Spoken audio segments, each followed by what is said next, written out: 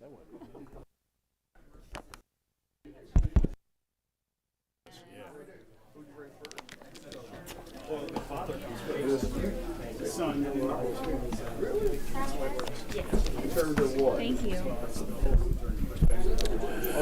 Okay, we'll get this meeting started now. If everybody can come to order and get ready, I'd like to ask Chairman Saines if he would open us up with a word of prayer, please. Which number are you, sir? 11.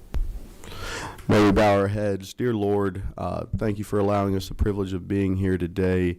May we all have the hearts and minds to serve the people of Georgia, and may we be guided by your glory in the name of your Father, the Son, and the Holy Spirit. Amen. Thank you, sir. First of all, I'm not Chairman Leverett, chairman of this subcommittee. For some reason, he has a subcommittee he's chairing across the street that trumps this meeting. I don't understand it. Some little bill that came across from the Senate related to lawyers and insurance companies and lawsuits and that sort of thing. So we will excuse him for that this afternoon. We're going to get started. We're going to go a little bit out of order on our sheet here. We're going to start out with Senate Bill 199. I'd like to ask Chairman Watson if he'll come to the podium and present your bill, sir. Be joined by Director Amati. Thank you, Mr. Chairman, members of the committee. It's good to be here, and I do want to thank our Executive Secretary of the State Ethics Commission for being here with me to take all the hard questions and for bringing most of this language forward. I think we'll all be happy with this. But I'm going to try to walk through it real quick just because of the subject matter and what we've got here, but I'll try to be quick and then be glad to let David take questions.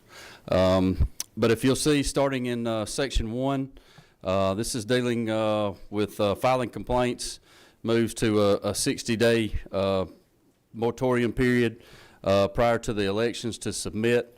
That's just preventing any last-minute accusations. Section 2 is going to be our largest section. This is returning all the local filing obligations back to the state, beginning on January 1, 2027. This is on the campaign contribution reports and financial disclosure reports. And you'll see language in there striking that and moving it back to the state. You'll also see that we're changing the campaign committee disclosure reports to quarterly every year. That'll help provide uniformity in reporting versus in election versus non-election years. So it'll be January 31, April 30, July 31, and October 20. Those reports will still be close in time for the primary and general elections. We're also going to change PACs to conform with the new quarterly reports that everybody else has to do. We'll also require PACs to have separate checking accounts, just like our campaigns, until they zero those out.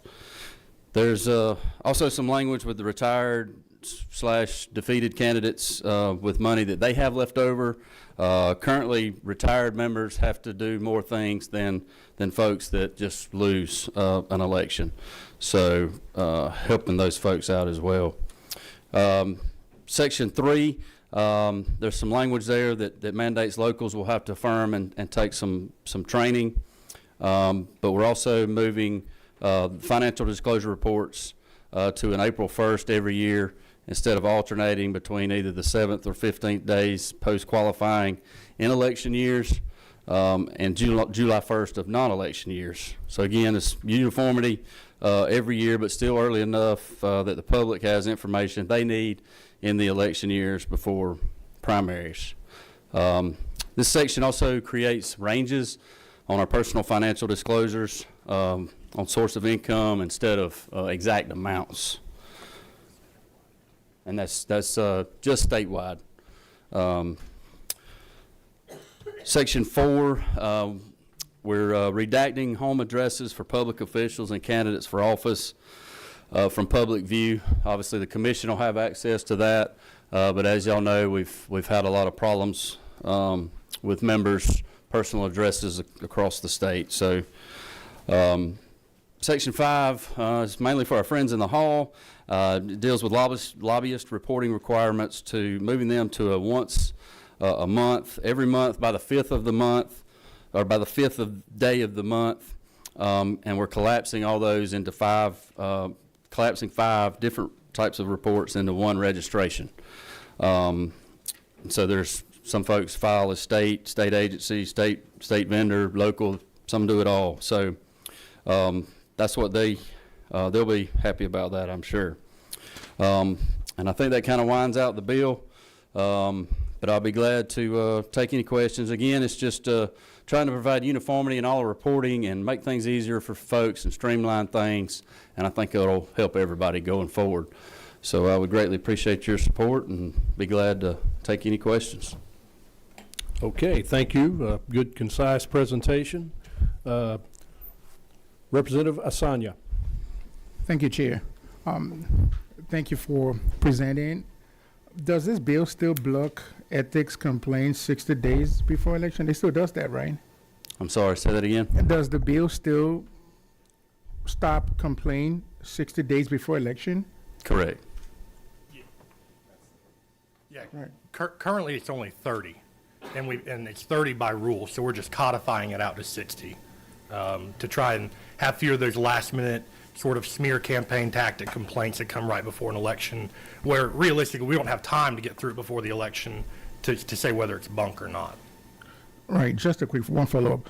And I hear some people mention that it's beneficial in some ways, but if somebody breaks the ethic law, how will anyone know that they should still move forward running for the election? If they violate the rule, shouldn't that be a flag that everybody should know about? So we will not reject the complaint. We just ice it. We don't accept it formally so that it can't be waved around as this attack tactic. Realistically, right now in the 30-day window, we don't have time to investigate and schedule a hearing anyways. So if a violation of the law does occur shortly before an election, it's not like we have the time or resources or anything to burn through that investigation and prove something happened one way or the other.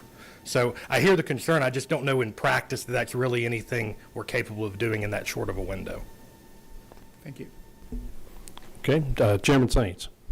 Thank you. It's a correlated question to my colleague, and I understand and I support the administrative reason for expanding that window, understanding realistically it can't be investigated. But I guess in a larger context, maybe I'll ask this question to see if it's relevant. How many in the past 2 years, how many of the investigations that have been initiated by complaint within that 30-day window have materialized into a finding of fault? So if we're talking the 60 days prior to either a primary or general election in the last 2 years, I'm not sure any complaints that weren't initiated by the commission staff in that tight little window of, say, 45 days actually led to, I'd have to double check and I get you that answer, but we're not talking about almost all of those complaints end up being meritless, if that's what the question is driving at. Thank you. And that does answer part of it, and you had initiated a follow-up, if that's okay, Mr. Chairman. In terms of so there's 2 pathways to get an investigation initiated, either by the public placing this, which is where we have a window, or staff's. This is not restricting staff's ability if there is a blatant disregard, I guess, of election law, because I think there's a similar concern. Is there any recourse for our state if an individual finds that it's more helpful for an election win to violate state election laws? Is there any recourse we have at this point?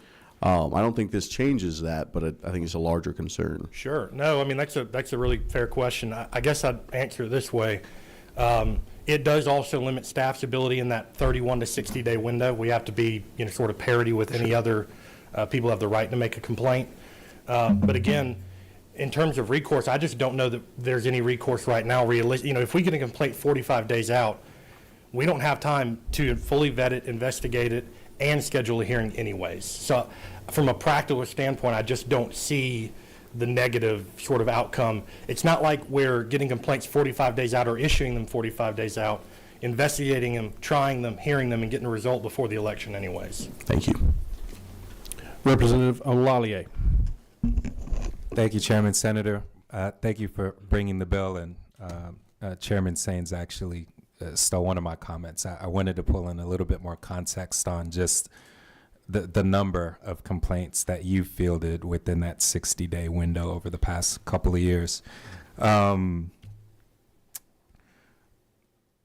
So I'm trying to, I understand the administrative objective, and I mean, we're talking about like thousands of candidates. How are we going to get information into the hands of candidates to, so that they know that any issue or any complaint brought before you all, you're not going to reject it. You're just not going to accept it and pursue it within that window.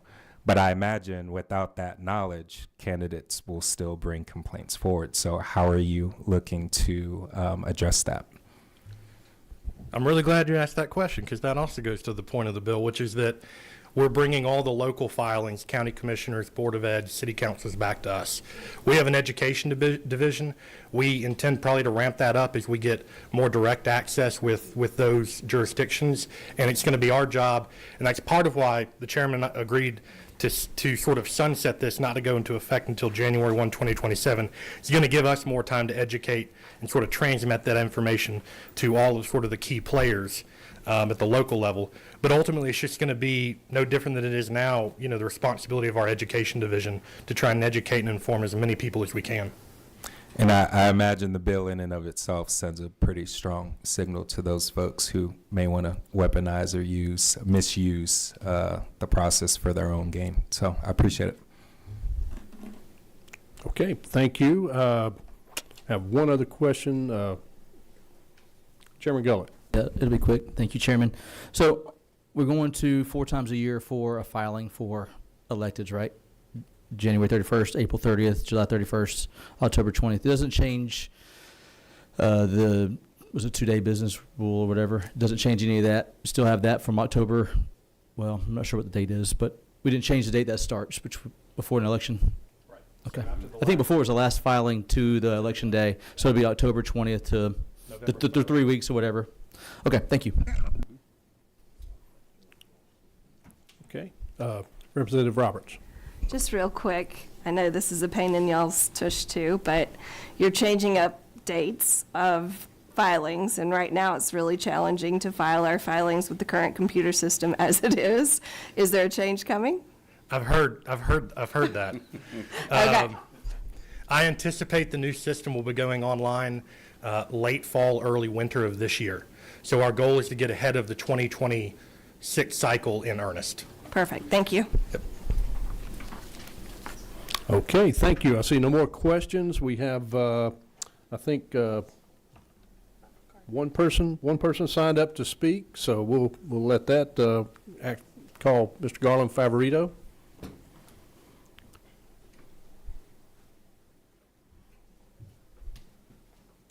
Go ahead and introduce yourself and proceed, sir. Okay, thank you, Mr. Chairman. Garland Ferrito with Voter GA. I think y'all know me and our organization, and I want to thank the chairman and Mr. Amati for bringing the bill.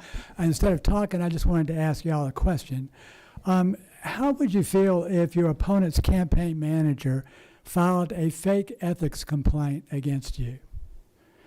And what if that fake complaint was not dismissed for 270 days until your primary election and your general election is over?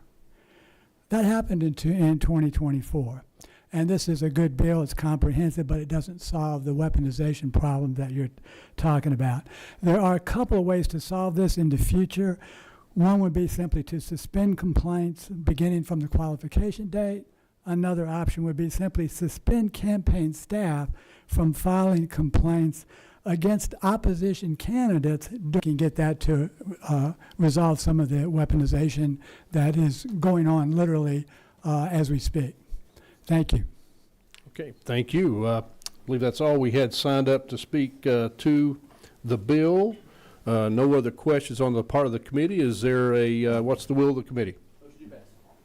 We have a motion and a second. Any discussion? Seeing none, all in favor say aye. Aye. Any opposed? Motion carries. We'll have it in full committee. committee questions. 3 o'clock. All right. Yes, sir. Thank you, Mr. Chairman, members of the committee. Thank you.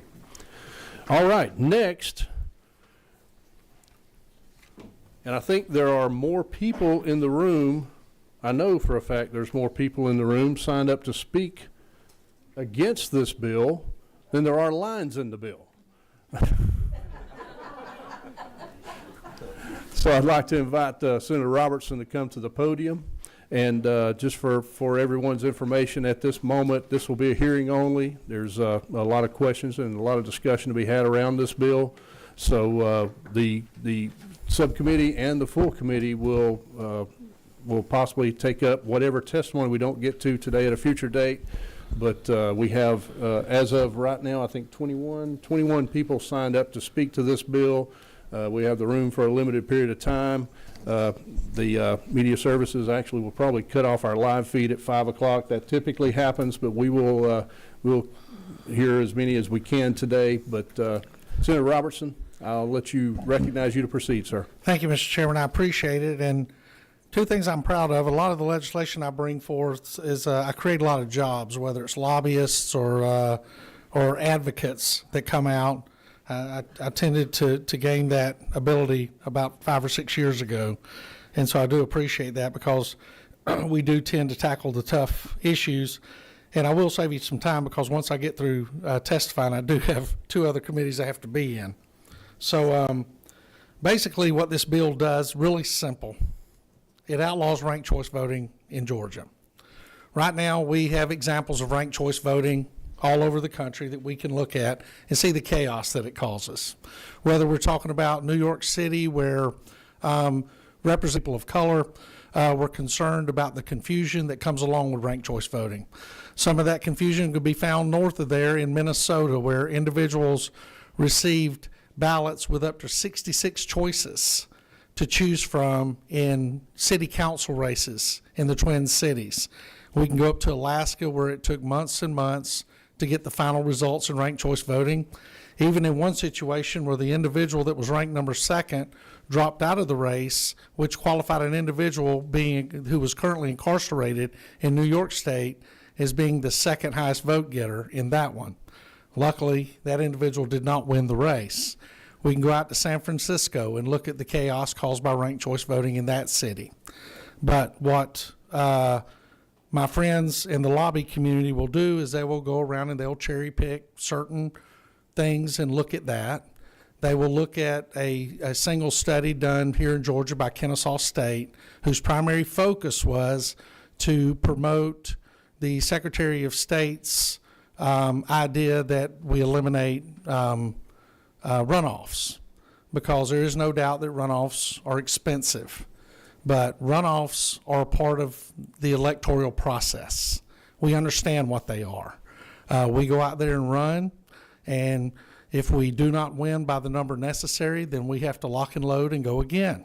And the citizens get to choose from the candidates that they want.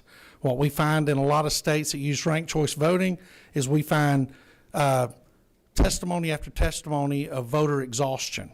When you go into a voting booth and you're handed a ballot, and we'll cut Minnesota in half, you're handed a ballot with 30 choices, then your job in that race is to rank.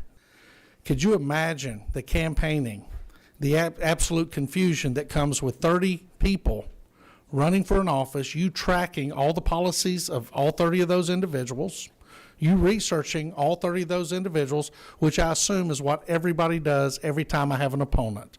They look at my voting record, they look at my opponent's record, they compare the two, and they determine who would be the best person to represent them and their family. And in these situations, we're asking voters here in Georgia to do the same thing. Now, I'm still proud of the fact that when SB 202 came out and passed on both sides of the General Assembly, that we passed a piece of legislation that cleared up a lot of the confusion in Georgia elections. And as of today, as far as I know, I'm still a party to that lawsuit. They ended up suing, I think, about 22 or 25 of us, some from the Senate and some from the House. And SB 202 was a very clear and straightforward piece of legislation, which not only did it clear up our elections in the part of voters understanding the system better, but it also increased voter turnout. Because We understood the importance of running clear, transparent, and open elections. We did not try to confuse it with gimmicks. We did not try to confuse it with tricks. And the Justice Department's looked at it from top to bottom, because if everyone remembers, if you looked at Mother Jones magazines or others, what they thought we were creating was another Jim Crow here in Georgia. And I think the results from that day forward proved that was not the case at all. We even had the former President of the United States come out and say that we had made a terrible mistake by doing what we did. But if you looked at just Fulton County, looking at the voter turnout, looking at the lack of confusion, looking at voters not waiting in long lines for long periods of time to get in and cast their votes, you'll see that SB 202 was a success. Now, if we want to wreck that success, then what we do is we bring in something like ranked choice voting, where we have to re-educate every voter in the state of Georgia, if that's the way the state chooses to go, on how to go out and vote, how to rank candidates, understanding what to do, how they get rid of ballots, how voter exhaustion will leave voters without any choice when they get in there. And I understand in some smaller communities here in Georgia, where some of my good friends serve, that they may think this is a better way to do it. But I think once we open the door to something that I think is confusing and unfair, especially to those in challenged communities, whether it's based on education or information, that we'll be making a terrible mistake. It's a very simple bill. It outlaws ranked choice voting in the state of Georgia. Thank you, Mr. Chairman. Okay, thank you, sir. Chairman Gullett. My good friend. I love you. You're my brother over there in the Senate. And you know that. We've created a lot of good, really good pieces of legislation for the state of Georgia. And we've done a lot of good things in Georgia. If I'm not mistaken, you and I may have saved the state of Georgia several times I think with so. the help of Representative Saines. Probably. But I appreciate your thoughts on it. I appreciate your thoughts on 202, SB 202, which did enable ranked choice voting for our military overseas. Absolutely. And I haven't gotten complaints. You represent some Columbus area. You might have some soldiers in your area. Have you heard complaints from those soldiers saying that SB, that this ranked choice voting is problematic for them? I've not heard any complaints. As a matter of fact, I had one individual come up to me after the first presentation of this legislation and asked me to amend the legislation to exclude those individuals also from ranked choice voting. But I think you can find a unique situation in any situation where something, and again, odd or gimmicky may work.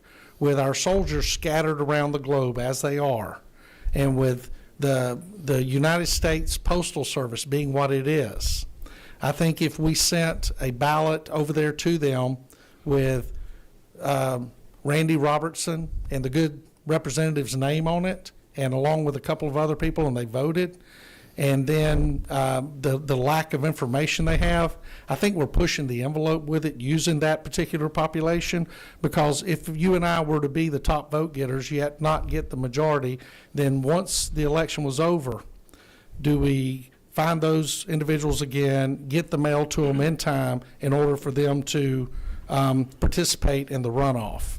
So in this type of situation, while I do love you, respect you, and seriously, as somebody who I came into this General Assembly with, I think when we look at that type of voter and we look at the voters, the vast majority of the voters, it's apples and oranges. And so ranked choice voting, the reason I have that carve out in there is because I do appreciate the very unique circumstance our military can be in when these situations happen, and those being overseas. So you haven't had any complaints yet from soldiers that you might represent? I haven't had any complaints from soldiers I might represent. I have not checked with Nancy Bourne or the other registrars in the office. But, and a part of that too is without ranked choice voting, we don't run into the 30 and 40 candidates on a ballot. Right, but if it's as awful as you say it is, I don't want my soldiers going through that.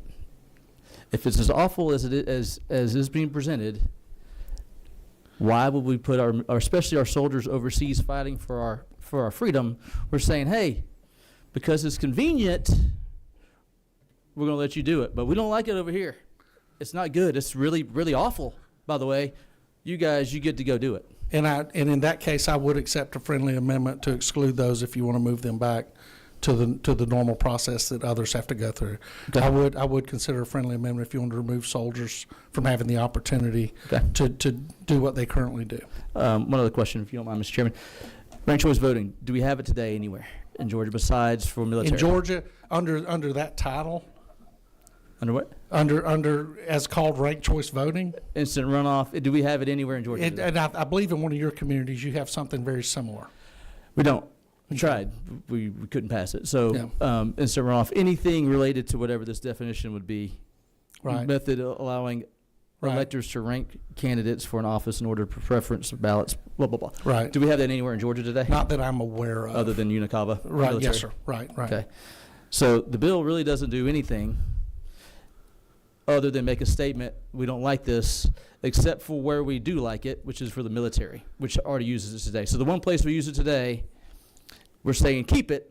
Everyone else, where it's not used at all, we're saying never have it. Right, and I think if I'm picking up on your question, I think what we do have, and probably behind me, is a paid individual who has approximately 21 people signed up to speak. I heard that. To I heard there's speak 21. I don't know if they're all the to same. speak against what I believe you're alluding to, possibly as a hypothetical. And here's what I would say: if it were a hypothetical, there would not be 21 people signed up to speak against a hypothetical. Would be my pushback. Don't completely understand it, but I think that you do, and I appreciate that. One further question. So just want to clarify. You would be good with a friendly amendment to really strike lines 17, 18, and 19?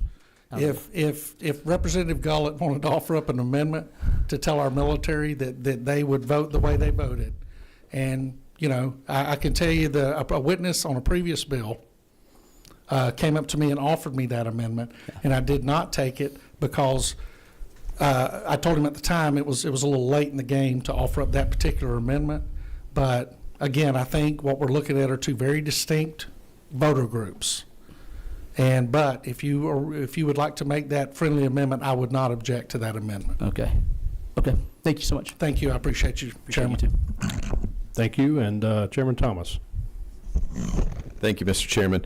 As someone who served, two deployments in the Persian Gulf that had to take votes at that time, not under ranked choice voting, I can tell you that voting in a runoff was pretty difficult.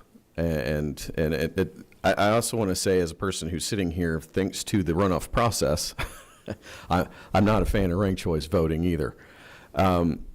I do appreciate the fact that there is this carve out. I do think it's a very unique situation that we're talking about when you're talking about military that's forward deployed. With that being said, I guess my major question to you is, all we're doing is codifying that it makes this illegal to do ranked choice voting. But my understanding is it's not legal to do ranked choice voting. So, I mean, I appreciate what you're trying to do, because I'm very much in alignment with your ideology about the issue. But I guess my question is why do we even need to do this? I mean, at the end of the day, if we wanted to make ranked choice voting legal, we could just strike all this code and make it legal anyway. So I guess that's just where I'm Senator Robertson. I guess that's kind of where I get a little questionable about why we need to do it. Well, and I appreciate that, Mr. Chairman. And, you know, I have a fire extinguisher in my kitchen, and my kitchen has never caught on fire, but I've heard about kitchens that have. And I've seen ranked choice voting sprout up around the country. And what I've seen is chaos and confusion that comes along with it. I see the parties that we were accused of creating Jim Crow to attack being left out of the process. I see, if you look at New York and look at some of the testimony that happened when they first started bringing ranked choice voting into New York City, you see individuals who don't look like me and who are not a part of the party that I am a part of, absolutely terrified of ranked choice voting. And again, you know, you're going to find pockets of people that say, well, yeah, you know, it wasn't as terrible as I thought it would be, but then you follow the trail of where that information came from, and it makes it somewhat suspect. Because a lot of individuals, if we want to create long lines, Let somebody go in and have to rank 12 individuals for a Senate race or for a House race or for a county commissioner race or something like that, and then the person behind them come in and rank their 12, and then the person behind them come in and rank their 12. If we have not seen it happen, then I would not be concerned about it at all. And there's not a lot we do in this building to address potential threats when it comes to certain things, but then I think we can all agree there are times that we do. Even though they have not happened, we do know that there's the opportunity for them to come here. And again, if I did not think this was a threat, I do not think that there would be a group that would reach out and solicit individuals, a paid group, to reach out and solicit individuals to come in here and speak against this legislation the way they have. And I very much appreciate those comments. And again, I am not a fan of ranked choice voting whatsoever, so please don't. Oh, I don't know. I would agree with you in the fact that when you say the runoff process, my answer to that is the people that really care, they come out and they vote in a runoff. And the people that maybe are just maybe neutral one way or another just don't. And that's okay. I think that there's just absolutely no reason not to support the runoff process the way that it's currently drawn. So I'm very much in alignment with you. Don't take this as a hostile, but I guess, like I said, my big issue with it is Yes. at the end of the year, I like your fire extinguisher analogy, but I promise your fire extinguisher isn't empty. And that's I guess my problem. That's right. That's my problem with this is at the end of the day, anybody that wants to do this later on can come back and strike it and put it back in the code, and that's just really it. And I appreciate it, and I very much, like I said, I support your position on it. I support your position on the military. I think that's an important carve out, and that's all I have, Mr. Chairman. Thank you. Thank you, Mr. Thank Chairman. you. I appreciate you. Representative Adesanya. Thank you, Chairman. Senator, so I think there's a lot of mischaracterization in your expression of ranked choice voting. You mentioned the states and cities that it didn't work at, but I guarantee you that there are so many places, so many other places that ranked choice voting were effective and it's valid. Now, do you know that what you're asking, or something that you should think about, which I think is of concern, is counties and municipalities, they view ranked choice as a way for them to save cost, and by putting that in the code and prohibiting that takes that control away from them. Are you aware of that? Yes, I am aware of that, and I also am aware of the value of elections. And I will go to Chairman Thomas's statements talking about runoffs and other things. I think there are many things that we come in here, and as we're in the budget process, I agree there are many things we need to cut. There are many opportunities for us to shrink government and make it more efficient, make it to where the taxpayer gets more money back. I think one of those areas that we should not be cutting money in, especially in the state of Georgia over our recent history, true or untrue, the chaos that has occurred in our state since 2020, the very last place we need to tie a dollar to the value of something is when it comes to our elections. Thank you. And Chairman Saines, and we're going to try to limit this real quickly if we can, because I know the senator has some other meetings he needs to Thank you. I attend. appreciate it, Mr. Chair, and my good friend, my other good friend. To the majority whip, are you aware of the federal voting assistance program under the Department of Defense?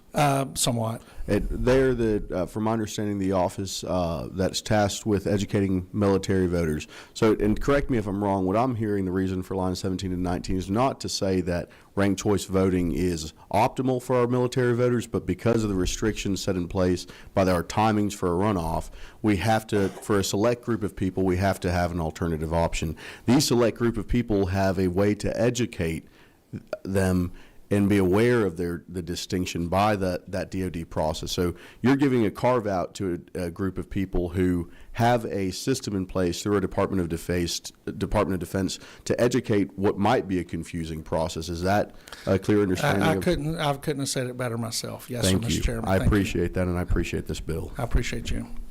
Okay, thank you. Representative Roberts, did you want to? Okay, you wave. Okay. She beat me up in Judy, so she's. Okay, well, thank you, Senator. That's all the questions the committee has, and as I said, we appreciate your presentation of this and understand that you're Mr. Chairman, needed elsewhere. I appreciate the time y'all gave me today. I really do. If we ever came to either side of this General Assembly and skated through a committee, I'd be absolutely shocked. I've got some of y'all bills on a subcommittee hearing in the morning, starting at 6 a.m., and I've got a couple of angry reps, but we're going to get through a lot of bills in the morning. Thank y'all for y'all's time. God bless y'all, and I appreciate you. Thank you, sir. Okay, as I said earlier, we have a lengthy list of people signed up. Just to kind of give you the score before we go, we have 19? Okay, we have one neutral party. I'm not going to ask a show of hands. We have 18 signed up to speak against and 2 signed up to speak in support. I only say this because we will hear as many as we can for the next 30 minutes or so.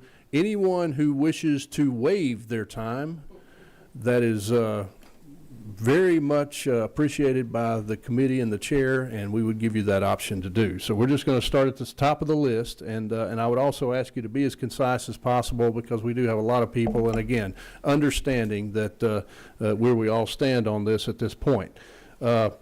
We'll start out with Ms. Cindy Battles.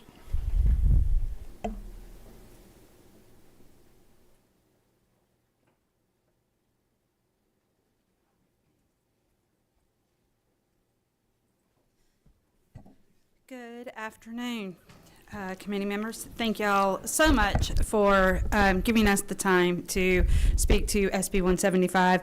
My name is Cindy Battles. I am the policy director with the People's Agenda. We're going to be on the same side for once. I don't know how you're going to feel about that. I just need you to be prepared. Honestly,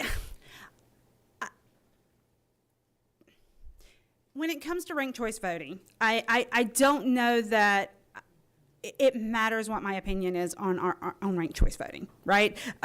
Going back to what we were talking about in the military, my son's a Marine. He's 0311. He's a grunt. He's got more. He eats crayons for snacks, right? If he can manage, bless his heart, he's going to see this and he's going to come for me. But if he can manage ranked choice voting, I believe in most of the Georgia voters that they can do that. And to the point of education, that is actually one of the duties of the state election board. My problem with this bill isn't about ranked choice voting. It is how far the Georgia Assembly is going to mandate elections for counties. The way that SB 202 has, the way that SB 189 has, and now telling counties they can't do a thing, even though since I've been here in this building, I have been told that elections are counties' responsibility. So we're making a rule to tell them to do something they're not actually doing anyway. It just feels like we're reaching too far. And when we do this, and the Georgia Assembly continues to not fund elections for counties, we're basically saying, this is your responsibility, we're going to tell you how to do it, and we're not going to give you the money to do it. So when I look at this bill, not only is it kind of unnecessary, to your point earlier, but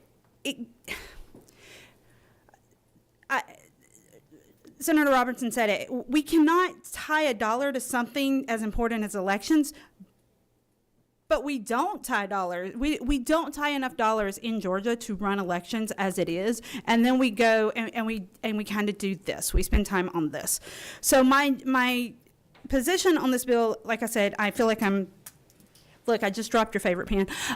My position on this bill isn't even about ranked choice voting. It's just, at what point do we draw the line about doing things that is actually the responsibility of the state election board or the counties, especially if we're not going to fund elections for counties the way that we need to be doing. That's all I got. Are you about to steal my pen? Oh, you're so nice. He's doing this because I let him borrow it earlier. I think I'm going to have to, order you some of these pens, though. I was thinking about it earlier, not going to lie. So that's all I've got. I'll stand for questions. I see no questions. Thank you. Fantastic. Thank you. Okay. Garrett, is it Cathert? That's me. I have a doctor's handwriting, but I'm no doctor. Before we get started, I'm going to recognize Chairman Saines. This is just a reflection on our timing and a large list. I would like to make a motion to limit comments to 1 minute so that we can hear everyone who's braved this heated room. Okay, well, is the committee willing to entertain this motion? Do we have a second? No second. Motion fails. Thank you, sir. Good try. Okay. I'll be brief, maybe Go right ahead, 60 sir. seconds Yes, sir. brief. But I'm Garrett Cathcart. I'm on the board of a nonprofit called Veterans for All Voters. Unpaid, actually have to give the nonprofit money to be on the board and raise money for them. But I'd like to tell you briefly about my experience voting ranked choice from downrange in Iraq and Afghanistan. I had the incredible honor to be a cavalry officer and a cavalry scout, and I have 38 months of ground combat time deploying from, starting training here as a Ranger School and Airborne guy. But starting in 2006 during the surge, incredible time, traumatic time, lost a lot of guys to IEDs. But when the election officer kicked off a box of ballots at the combat outpost, it was just a very powerful reminder of what we were doing and why we were doing it. No ranked choice voting experience there, but my second year in Iraq, I was supposed to be a plans officer and make slides and write op orders. I was terrible at it, and so I was made a military advisor and lived with the Iraqi Army and trained with the Iraqi Army to operate with them. And we got to secure the first ever provincial Iraqi elections. In the same time, we voted from a combat outpost in an old meatpacking facility in South Baghdad. And the ranked choice voting guys who got their own ballots were one and done, right? And the rest of us, we didn't know what happened after we set the ballots off, right? Because certainly the supply train wasn't coming with new ballots after our election. And so I know there's a carve out, and I deeply appreciate that. Lastly, in Afghanistan, I got the chance to command a very remote outpost about 100 miles from the Iranian border. So far that even American Black Hawks wouldn't come to us. We had Russian logging helicopters contract resupply us. And so when we got ballots, again, it was a very powerful time to remind us of what we were fighting for there at home. At the same time, we were securing the first ever provincial Afghan elections. I don't know if you remember the blue thumbs of all the Afghan women who got to vote for the first time. Incredible. But again, the ranked choice voting guys got to select their folks, and they were one and done. And the point of all that is, one, I thank you, and I hope you keep the carver. But two, if it's good enough for an American soldier overseas, I think it's good enough for the good people of Georgia. Thanks. Thank you. Next, Chris Saxman.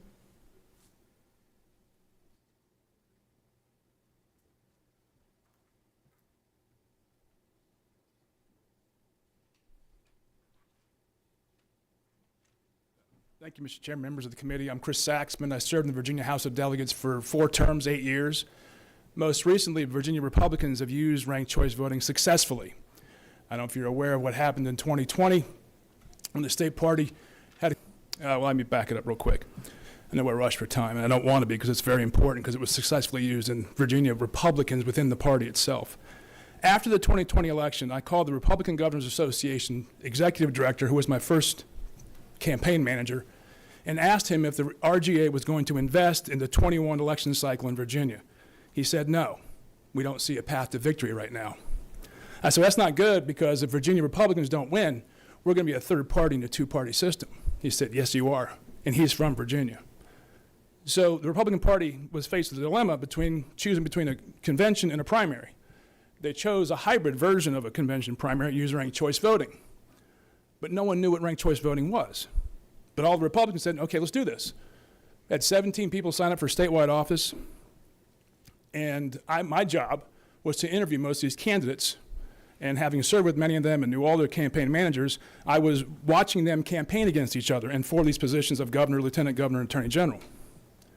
I was not shocked, but puzzled by why no one was being so negative with each other, because they couldn't afford to push away other voters in the second rounds and third rounds of the balloting. They were actually being civil towards one another. And I'm trying to condense this version for time. The day of the counting of paper ballots, hand counted, party run. Okay, this was strictly inside the Republican Party of Virginia.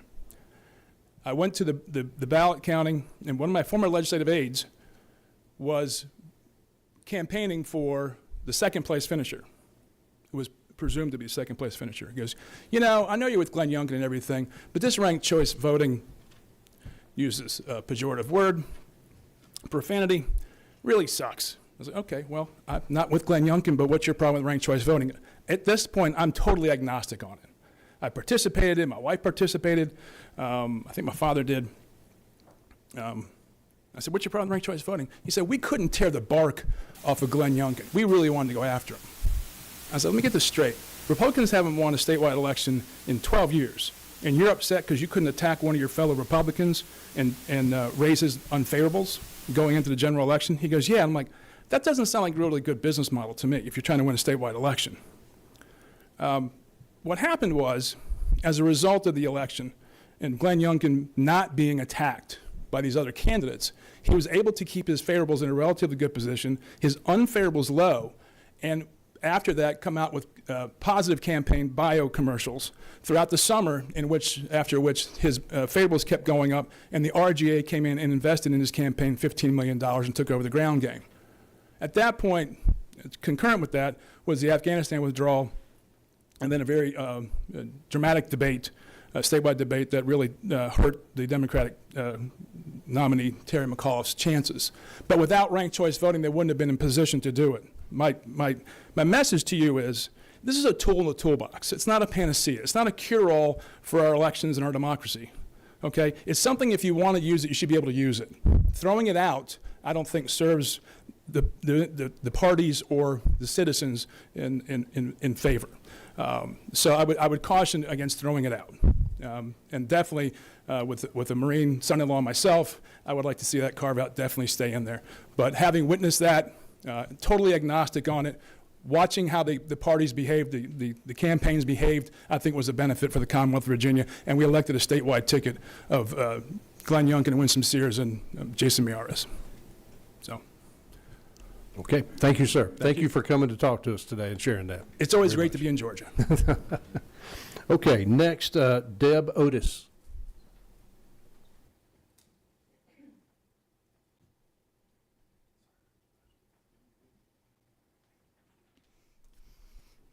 Hello. Thanks, Mr. Chairman and members of the committee. My name is Deb Otis. I work for an organization called Fair Vote, and my role there is to analyze how different election systems are working in practice, and that includes ranked choice voting as a big part of that. And so I'm here today primarily because I understand this committee members have received some information about election errors in a couple of locations that use ranked choice voting, and I wanted to put that into some context and clear up the record just a bit on those. There was an election error in Oakland, California. That's Alameda County, California. I understand committee members have received information about this, that this was perhaps a problem with ranked choice voting. I am the person who discovered that error, so I thought it would be useful to come and speak with you all briefly. This was an issue of voter error. They used Dominion machines there, and they had checked the wrong box. And so the issue was they elected the wrong person, and it took a couple of months before that was found out and solved. As soon as they released the typical post-election data, I found this error within a couple hours, and this is part of my job. For every election using any kind of alternative election method, we take a look at that. We analyze it for things like ballot trends. How are voters using the rankings? Does it seem like people understand their ballots? And in this case, we found this error. And now, this was a human error of checking the wrong box. This can happen under any election system, and this is reasonably similar to what happened in DeKalb County a few years ago in a county commissioner race, where the winning candidate thought they had not won because of an issue with the machines not counting their votes. This candidate who went on to win, she found this out when in her own precinct, she received 0 votes, and she knew she'd voted for herself, so she should have had at least one. And so this was discovered to be an error with the machines. The person who had been declared the winner was no longer the winner. And so, you know, this can happen, these kinds of errors can happen anywhere, right here in Georgia for sure.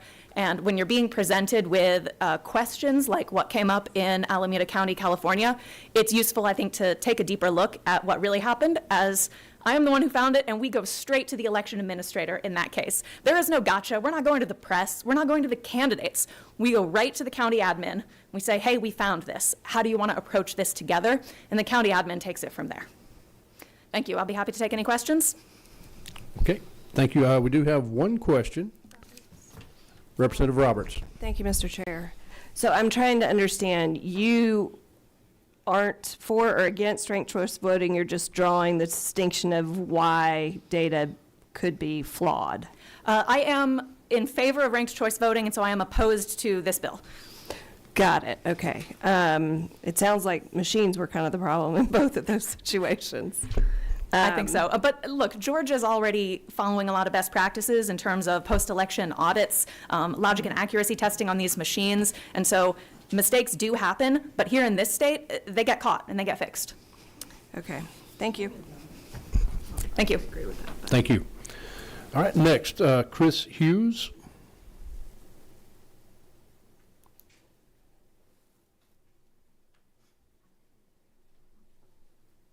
Good afternoon, Mr. Chairman, members of the committee. My name is Chris Hughes. I'm the Senior Director of Policy at the Ranked Choice Voting Resource Center. My role at the Resource Center is to study and advise on ranked choice voting elections across the country. We're a nonpartisan nonprofit whose mission is to help make ranked choice voting elections successful.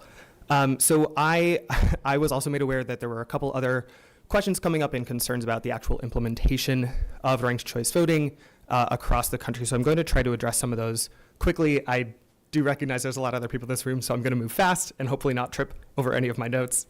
I think the core thing to understand that I've come to learn about ranked choice voting implementation in the years I've been working on it is that it is a stress test of your current election administration. It helps you take a second look at everything you're already doing and see where you might already have processes that could be improved, and it might highlight things that you can improve when you're running your elections. From my perspective, a lot of Georgia's elections are already put under a lot of that stress and that pressure to identify these potential errors in administration and implementation, and ranked choice voting similarly would help you take another look at those things. I think one specific thing that's worth keeping in mind is, Georgia is running risk limiting audits.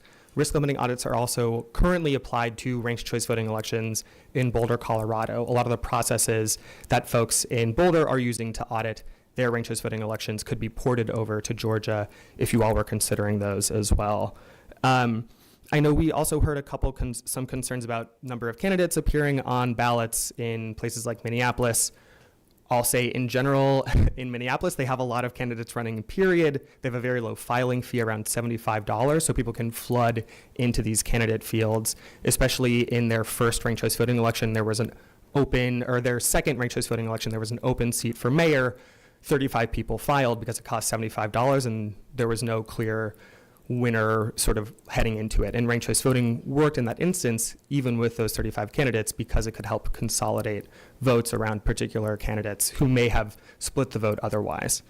A couple other quick notes. I was just working on an election in Redondo Beach, California. They adopted ranked choice voting to get rid of their runoffs because they typically had a 20, 30, or even further percentage drop in turnout with their runoffs. You could see a similar, in their ranked choice voting election, they only had a 10% drop. So from the first round of counting to the final round of counting when winners were identified, about 10% of voters opted out of the process. They stopped ranking candidates in that election. So that helped a lot with that potential turnout drop that they were seeing in Redondo Beach that I know also sometimes occurs in local elections in Georgia using runoff elections. I think the one last thing I've heard some concern also about how centralization of election results works in ranked choice voting. In a ranked choice voting election, what you need to centralize is data known as the cast vote record. I imagine that given that you all work on elections in Georgia, you've probably heard the term cast vote record thrown around. For ranked choice voting purposes, it's a record of data showing how every voter ranked every candidate on the ballot. To get ranked choice voting results in a city or county election, you need only centralize that data to the city or the county, whoever is running that election. If you're running a statewide or a federal contest with ranked choice voting, that cast vote record is the only thing you need to centralize. You don't need to centralize ballots or any other materials from the election. You just need to get that cast vote record data to someone who can run the count across county lines or across city lines.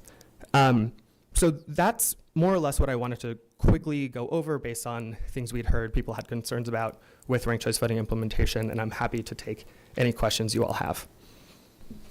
Okay, I see no questions. Thank you, sir.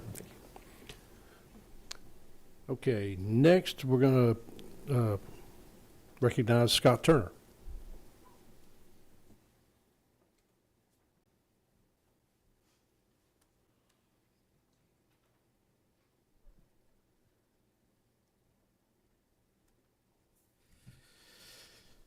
He didn't name me, but I'm the paid guy that advocates for ranked choice voting.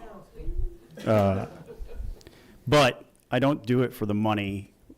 And when I served as one of y'all on this very same subcommittee, I didn't do it for the money then either. And I don't think you guys do either. That was pretty insulting, to be honest. Our organization is called Eternal Vigilance Action. It comes from the phrase that's on the front of one of the sentinels that stands in front of the National Archives. It says, the eternal vigilance is the price of liberty. That's what we're fighting for. And Senator Robertson has gotten an award from our organization.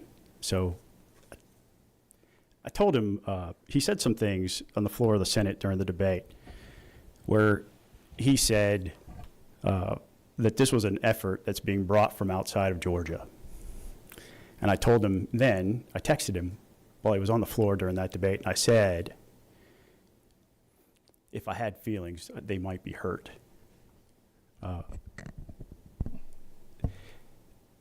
We all have our reasons for standing up for what we believe is right.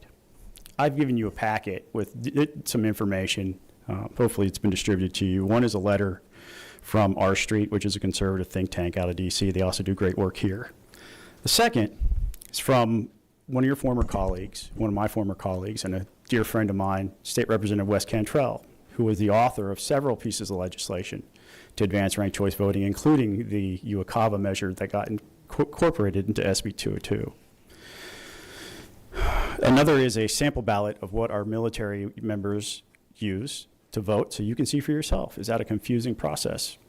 It has very simple one box and set of instructions, and our members in the military are using it very successfully. The last page is a sample ballot from a city in Utah, Woodland Hills, that shows you how a ballot could look. But I want to bring your attention really to this page right here. This is the runoff election results from just last year from every runoff that happened in our state. City Council at post at large 3. In the general election, 179,000 people participated. In the runoff, 12,437, a drop off of 93%. The best performing runoff was a 63% drop off. And turnout, that was in the city of Mulberry, where they went from 1,500 to 500 voters. Topping the list of major drop-off and turnout was Henry County Commissioner District 4, 20,530 voters down to a mere 971. And I'll bring your attention to the Atlanta City Council race. That cost the city about $1.25 million to do that, so that only 7% of the people who participated in the first round could have. And here's the other thing, too. The last place finisher in that race got about 6.6% of the vote. Her vote total and as a last place candidate in a multi-candidate race was almost equal to total turnout in the second round between two candidates.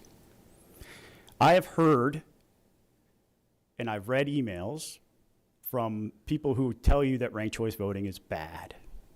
One of the things they tell you is that up to 30% of the people don't rank one of the final two candidates. You just heard from an expert witness who told you that he saw 90% participation, not 93%, 95% drop off, but 90% participation all the way through the final round.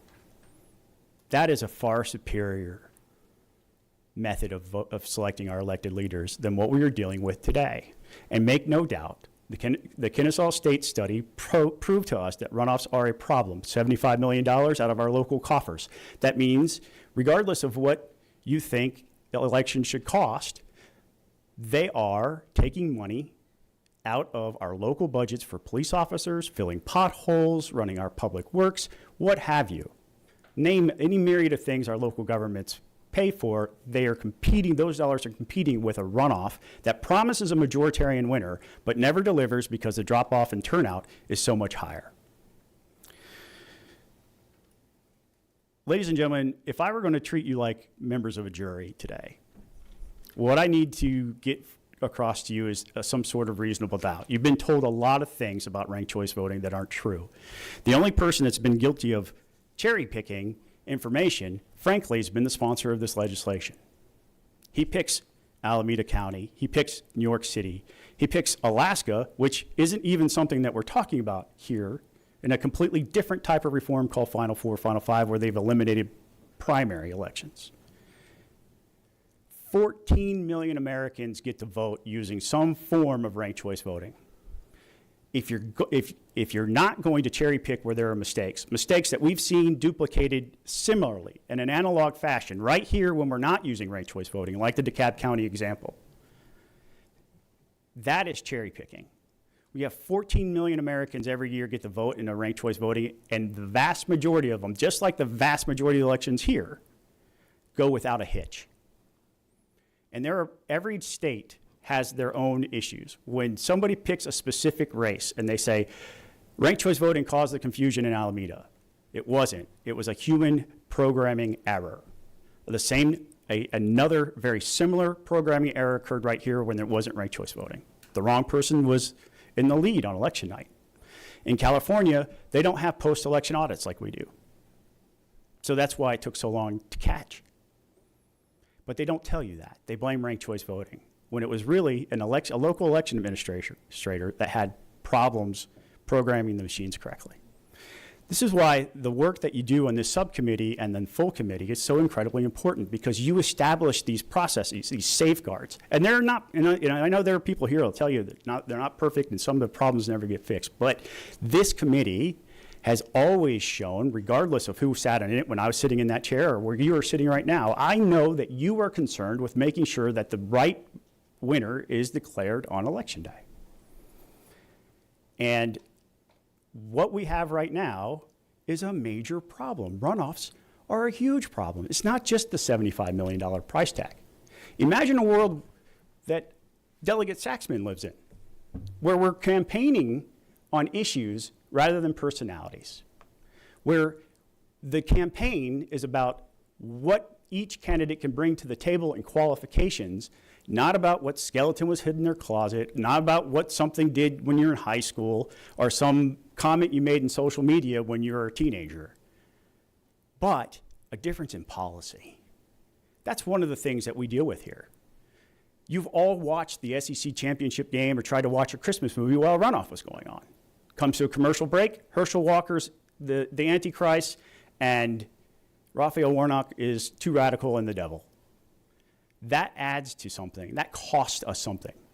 That's not something that we have to live with. That's a choice. And it comes at a $75 million price tag and additional vitriol spewed into our communities. Over what? To win a race. The third problem is the drop-off in turnout. If you are concerned with voter exhaustion, if you're concerned with getting representative results, runoffs aren't the answer. You don't have to pass this bill this year. This is the first year of a 2-year biennium. And because there's so many new faces, and I know I've talked to some of you at length about ranked choice voting, and I've moved you a little bit, or not at all in some cases, and that's fine. But this committee has not had an opportunity to actually study the runoff problem that we can. We've been asking for a study committee on this for years, because this is the problem. You know, the senator, who I respect greatly, again, my organization gave him an award because we work on multiple issues. And one of those things is criminal justice reform, and the Coleman-Baker Act was our bill. And he sponsored that for us, and we gave him an award for it. We don't do this stuff just because we want to get paid. We do this because we want voters to be represented by the person that most represents their values and takes the policy positions that they want to see move forward in the state. This isn't an effort from without. You're going to hear from Republicans, Democrats, and Libertarians today. This isn't a partisan issue. I'm a Republican. Delegate Saxman's a Republican. We had unfortunately, his flight got canceled, but we had State Senator Kurt Bramble from Utah, who was the author of the ranked choice voter legislation, to come talk today, but he couldn't make it. A Republican. You have a whole bunch of Democratic activists out here that we don't talk about taxes. We don't talk about the things that we disagree on, but we share a common belief that the voter should be represented by the people that most reflect our values regardless. And so this is not a partisan issue. This is a cross-partisan concern. And it's something that I would challenge you to dig in, because what you have been told through email, click advocacy, there's a bigger story there. So I'm challenging you to be curious. Take some time. You don't have to move this bill this year. If I'm wrong and you've studied this over the summer and I'm wrong, vote it out. Vote it out. But not this year. Give us a chance to really fill in the blanks and not cherry pick, but get into the nitty-gritty details of the situation. Thank you. Okay, hold loose 1 second there, Scott. Yep. Chairman Saints. My friend and former colleague and I agree. Your motivations are sometimes tiring, but always pure. But well, I'll take that. Would it be correct to assess that the leading support for ranked choice voting would be the elimination of runoff elections? Well, if you look at it, technically, it's not an elimination of runoffs.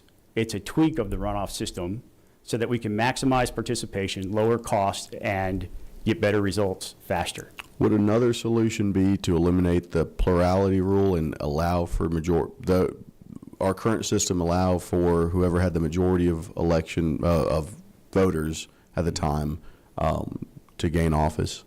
So the danger with that, with plurality, especially with multiple members, if you have 5 or 6 candidates, is you could have somebody elected with 26%. You could have somebody elected with 15%. That's happened in plurality elections. And arguably it's happening now in terms of total percentage of runoff votes. I would based on say total. that's an accurate assessment. And so I guess as a final question, are you saying doing ranked choice voting would eliminate unfounded character assassinations? And you mentioned it in your testimony. I'd probably vote against this bill if that's correct. Would eliminate unfounded? I think it does change the way there's anecdotal evidence. Nobody's actually studied this. But we saw candidates for mayor in New York City stand next to each other. And instead of tearing each other down, they were campaigning side by side saying, I would like to be your first choice. And if I can't be your first choice, I'd like to be your second. Imagine what that would be like for you if a primary opponent were to challenge you. And their motivation, the incentive, has been flipped on its head. They're not in it to tear you down. They're in it to draw a difference between you and participation, or in qualification, or just policy differences. And it's no longer about the personal. I think there's a huge value in that. I think you get a lot more people interested in running for office that long-term would be healthier for our state and to our country. Very quick follow-up, if okay. And this might be something just to understand. How long have Georgia voters been utilizing the current runoff system we have to decide their elections? Early 2000s. So at least that's a guess on my part. Maybe Stuart,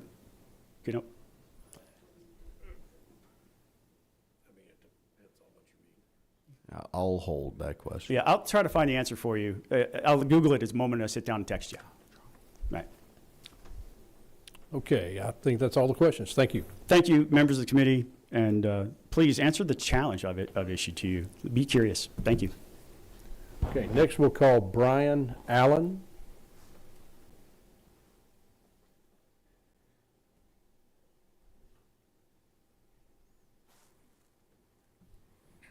Good afternoon. I'm Brian Allen, Vice Chair, Libertarian Party of Georgia. I'll just briefly say 3 things. The first is that we occasionally use ranked choice voting for our internal elections, and while that obviously isn't the same scale as even a local election, I've never had anyone express confusion about it. Having used it myself, it's easy, it's intuitive, it saves the time and hassle of doing multiple rounds of voting. The second is that ranked choice voting and nonpartisan or jungle primaries are different issues. I can understand how people get the two conflated, but there's no reason we need to change our current primary system to look like Alaska or California to have ranked choice voting in Georgia. The third, that's already been mentioned, is that this bill changes nothing. Whether it passes or doesn't, ranked choice voting won't be allowed in Georgia, except for with military and overseas absentee ballots. That's already the law. And if the General Assembly comes back in the future and passes a bill to allow ranked choice voting, I'm pretty sure it will include All laws and parts of laws in conflict with this act are repealed. Literally, all this bill does is waste valuable time and taxpayer dollars. The amended fiscal year 2025 budget that was signed the other day has a total of over $66 million for the General Assembly. That's over $59,000 per bill that's been filed so far, or $31,000 if you count all the resolutions as well. You owe it to the taxpayers to use your time here wisely, and I urge you to not let this bill waste any more of it. Thank you for your time and attention. I'd be happy to answer any questions. I see no questions. Thank you, sir. Okay, now we have 5 people signed up that have written down that they're with Better Ballot Georgia, whether that's coordinated or individualized. I will recognize you each individually. Again, if there's anyone who would like to speak for the group, you're welcome to. And if anybody wishes to waive, we're getting late in the day and going to start losing committee members here pretty quick. So we'll start with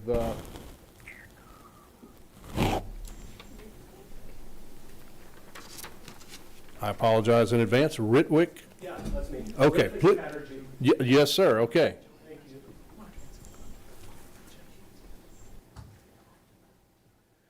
Like I said, my name is Rithik Chatterjee, and I'm a concerned citizen.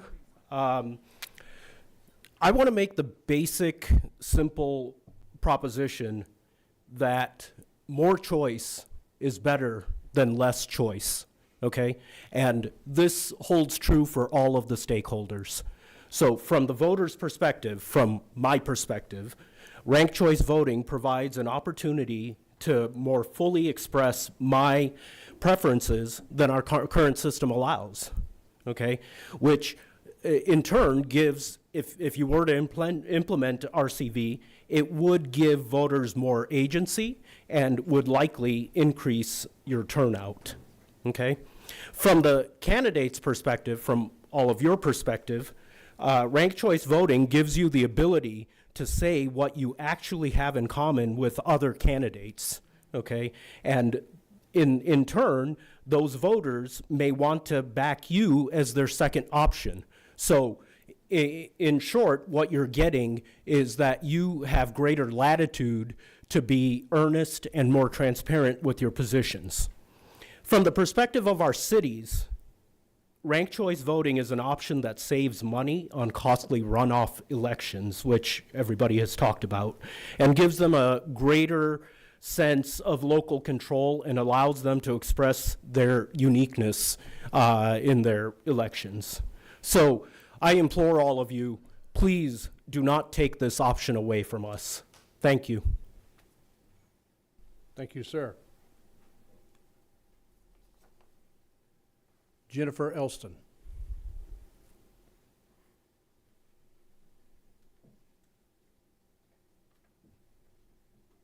Hello, thank you for allowing me to come and speak today. I am not a paid actor. I am actually a constituent in the 14th District in Paulding County. I've done the research, and we spend in Paulding County about $60,000 to $80,000 every time there's a runoff, and there's 2 every time there's an election.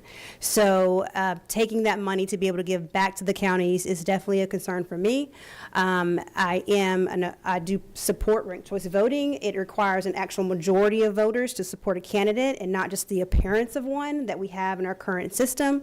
Again, we've mentioned that, during the time of elections, there's a lot of fear, there's a lot of hate, there's a lot of just, this vitriol in our elections, and ranked choice voting to eliminate that, I think, would just be one step in the right direction to a better democracy. Thank you. Thank you. Next, Beth Robbins.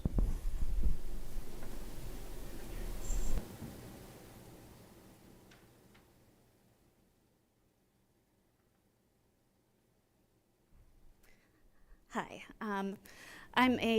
my name is Beth Robbins. I've lived in Georgia for 20 years. This is the first time I've stepped foot on the Capitol grounds, so I'm a little nervous today to talk to y'all. But I want to talk to you about the election year 2020, which I know is everyone's favorite topic, but I promise I'm not going there. In the year 2020, I voted, I believe, in 5 or 6 elections, at least 2 of which were runoffs. And earlier, the senator was talking about the exhaustion of a voter filling out a ballot for more than 1 to 2 to 3 choices. But I'd like to point you to the exhaustion of a voter that has to keep coming back to the polls again and again to have their voice heard. So when that happened, when we kept having an election and then a runoff and then an election and then a runoff, I, as a citizen, wondered if there was a better way to do that. And so I began looking into election reform for the first time in my life, which is where I found Better Ballot Georgia, which was founding around the same time. I'm a volunteer there. It's a volunteer organization. It's a grassroots organization. And all we do is try to educate voters on the option of ranked choice voting. So we're just simply asking you to leave the option open to looking into the ideas of reforms and reject this attempt at banning, as you've said, something that doesn't exist in our current system. But we want to continue to look into how we can make our elections better and keep those voters in that system where we don't have a drop-off of 90%, where we don't have a drop-off even in a very engaged electorate. I know in that particular election we had a drop-off of 30,000 people that came out to vote for a special election, and we lost a third of them coming back to the runoff in that particular case. So the system we have is also exhausting those people. So that's all I wanted to say. I thank you for your time. Thank you, and I hope your first visit to the Capitol was more than just this building. The one across the street is much better looking inside. So. I'll schedule for the second. Okay, very good. Okay, Andrew Vaziri.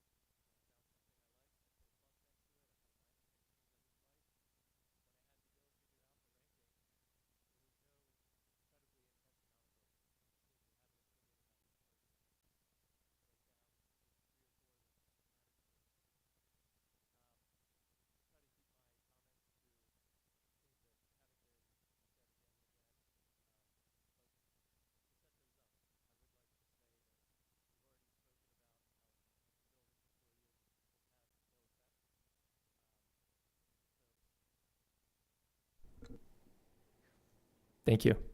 Oh, wow.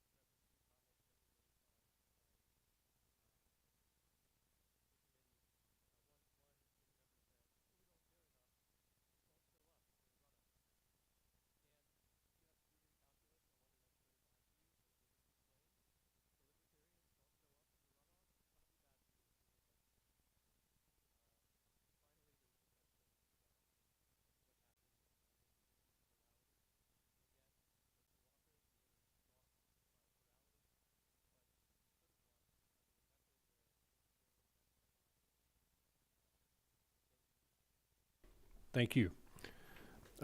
Frank Bevan.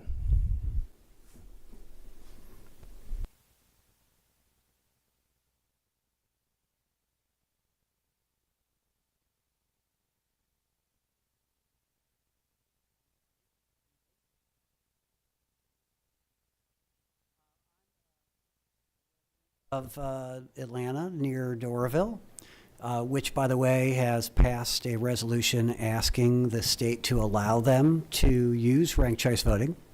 I moved to Georgia 32 years ago. I started my own business 31 years ago, and so I am a small business owner. And I just wanted to come up here and let you know that I do support ranked choice voting in general, and I support not closing doors to voting reforms. And all this will allow me to be brief and let other people speak as well. Thank you, sir, for both. Ben Rowley.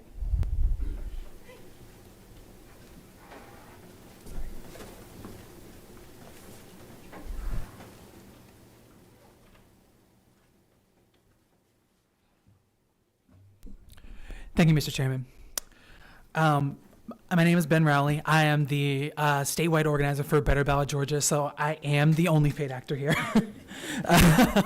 But my salary is not funded by some out-of-state situation. It's funded by Everyday Georgians making donations. I do want to address before my main point that the notion that the people who showed up are any less genuine because they're part of an organization, I think is insincere and doesn't actually reflect the reality. All we did was let them know that this was happening, and they showed up on their own. We didn't force anybody to show up. Everyone that showed up was volunteers. So this is not some like stage thing. One thing I wanted to bring to the attention of the committee is that over the last few years, cities and counties across the state of Georgia that represent roughly 15% of the state population have passed resolutions asking for permission to try ranked choice voting out for local nonpartisan elections. These cities range in political leanings from places like Johns Creek and Holly Springs to Doraville in the city of Atlanta. So I think it would be irresponsible to slam the door in the faces of those jurisdictions without giving RCV a fair shot in Georgia. So I would suggest that if you do still feel it's important to pass this legislation, potentially considering adding an amendment that would allow cities to do it in a pilot program for the cities that have asked for the option. Thank you. Thank you, sir. Alan Rohrbach, and I hope I got that right.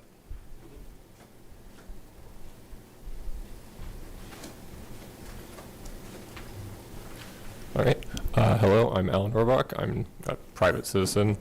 I think that ranked choice voting is a good thing and we should be doing it, not trying to ban it unnecessarily. And I want to point out that, as I think we've covered a fair bit, runoffs are expensive and that money is competing with better things we could be doing with local funds, since generally runoffs are funded with local government funds. And I think that's about all I have to say. Okay. Thank you, sir. Sharon Blackwood.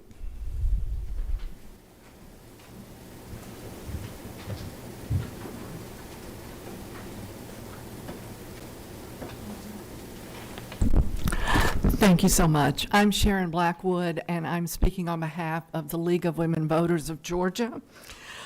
There's really been no widespread discussion or study of the potential impact of ranked choice voting, but before limiting election options, we think the voters deserve to learn, engage, and understand how different electoral methods might affect representation. LWVGA believes that election policies should allow local jurisdictions the flexibility to explore options that best serve their communities. Any conversation about changes to the electoral process should begin with voter education and informed discussion. And without this, we are making decisions without giving voters the knowledge or opportunity to weigh in. Now, this bill, does, as has been said, ad infinitum, does not address an existing problem in Georgia, and it preemptively removes a choice without public input. Thank you very much. Thank you. Jessica Farmer.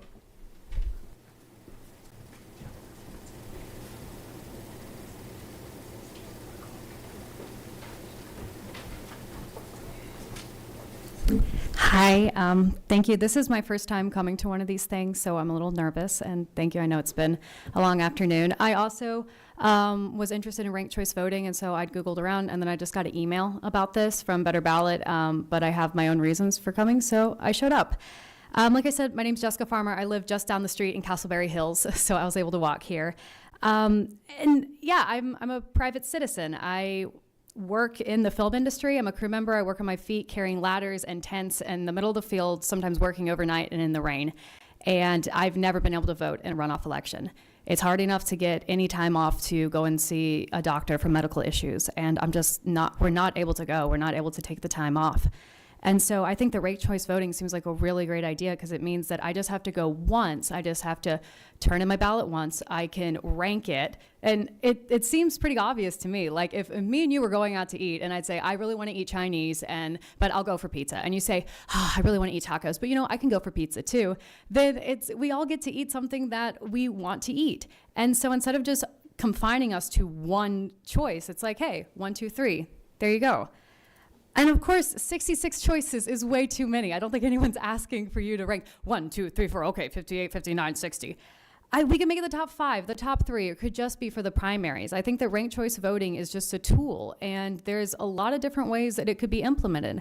And I've been sitting here on those very uncomfortable benches, and I've been hearing some really insightful comments from you guys, and some really pressing questions as you're asking, like that earlier bill of is it putting the onus on business owners to keep all of these records, things that I wouldn't even have thought of.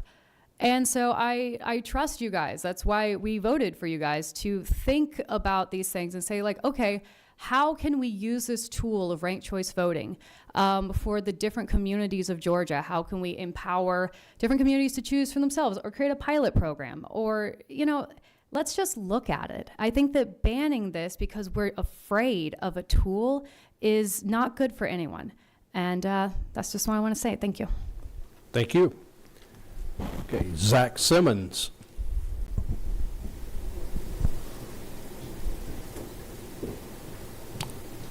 Zach Simmons. Okay. Going once, going twice, go. John Duke.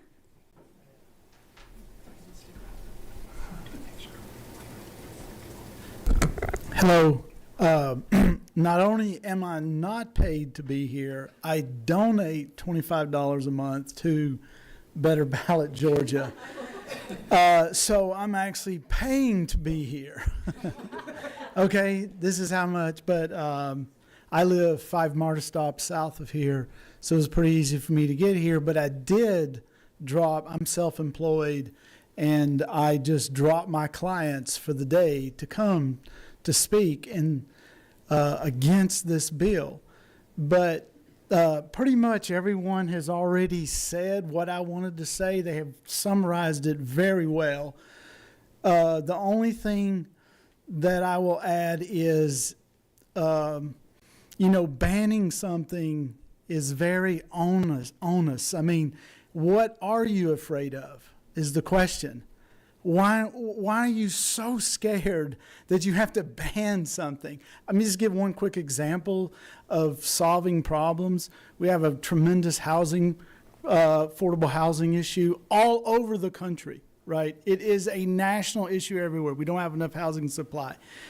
If you were to say, to try to increase the housing supply, you were to say, well, we're going to ban single-family housing in this area.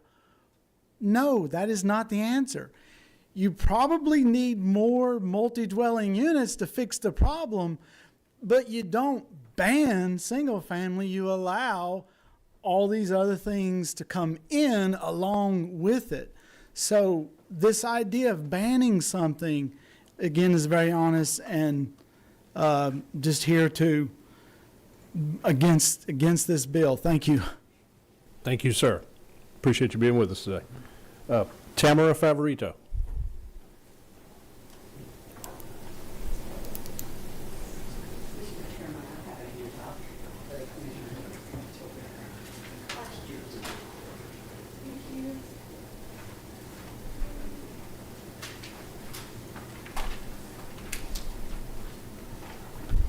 Is this still on?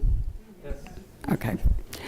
I'm Tamara Favorito, and I represent Voter GA, which is an all-volunteer organization that's led the election integrity movement here in Georgia for 20 years. And I never have thought about it before, but as the gentleman before me just said, since I'm a donor to Voter GA, I guess I'm paying to be here too. It's a great way of looking at it. So we have 20,000 supporters and followers, and we don't know of any of them that want ranked choice voting. So they would all support this bill, and I'd like to thank the Majority Whip for carrying the bill. We could have sent out a call to action and gotten dozens of people here to speak, but we really didn't want to waste the committee's time with repeating arguments. But one of the main reasons that they would be against this bill is the handout that I just provided to you. This shows what ranked choice voting ballot would have looked like if it had been used in the 2020 U.S. Senate special election. It's quite complex, as you can see. You can barely even find Senator Warnock's name on the ballot, even though he ended up winning the election. So this is clearly not a better ballot, as one of the lobbying groups claim. And this is also not an unusual situation for Georgia. I think the special election prior was in 2017, so it would have looked similar. And Uwakava didn't begin using ranked choice voting until 2022, so fortunately our military didn't have to use this ballot to vote in 2020. The other concern that we have, that it does rely on a secretive counting algorithm that announces a winner. And the results are unverifiable to the voters. One of the reasons is because Georgia ballots are not freely available to the public. But if they were, the public may not understand the algorithm even if they had access to the ballots. And we already have too much unverifiable voting with our current electronic voting system. So let's not add more. And I think the bottom line here is really only ranked choice voting vendors would benefit from ranked choice voting. So we would ask the committee to pass this bill. Thank you. Okay, Ms. Favorito, 1 second. We do have one question. Chairman Gullett. Thank you. You just say SB 202 wasn't in place. I think it was 2021 we passed that. Right. But there's nothing to stop this many candidates of a future, potentially. Do you believe it's fair, if it's so difficult and overburdensome to fill out, that we require our military to do it today? I actually would be in favor of striking the military out of it? Striking military out of it, because that is quite complicated. Thank you. Mm-hmm. All right. Okay, thank you. Thank you. Now, Garland Favorito.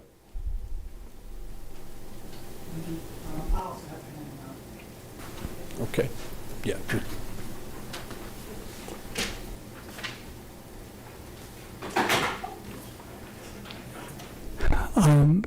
Thank you, Mr. Chairman. As Tamara's already said, we don't know of any of our 20,000 supporters that would actually want ranked choice voting. But as you mentioned, RCV was implemented in 2022 for Uwakava voters, and this bill would exempt Uwakava. So I wanted to speak to that because Representative Gullis made a couple of good points here.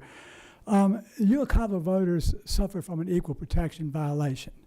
In both the Georgia and United States Constitutions, they have to fill out a ranked choice ballot, which can be extremely complicated, as you have seen. Fortunately, they haven't had to endure that yet.